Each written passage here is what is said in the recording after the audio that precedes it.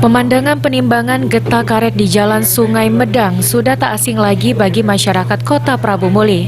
Hampir setiap minggu hasil getah dikumpulkan dan ditimbang.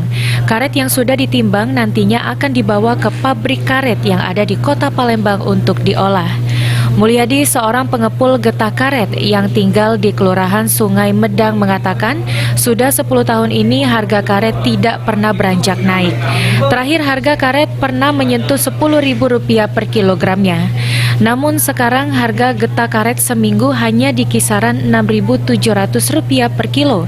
Sedangkan untuk getah karet 2 mingguan dihargai Rp7.800 hingga Rp8.000 per kilonya.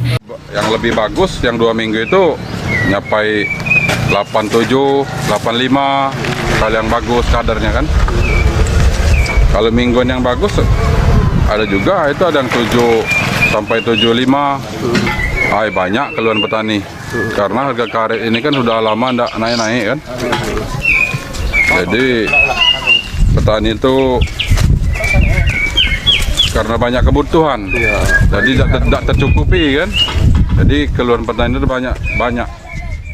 Banyak faktor yang mempengaruhi harga karet saat ini, mulai dari pandemi COVID-19 yang mengakibatkan sejumlah pabrik karet berhenti beroperasi, hingga bertambahnya jumlah penghasil getah karet berkualitas dari negara tetangga seperti Malaysia dan Thailand.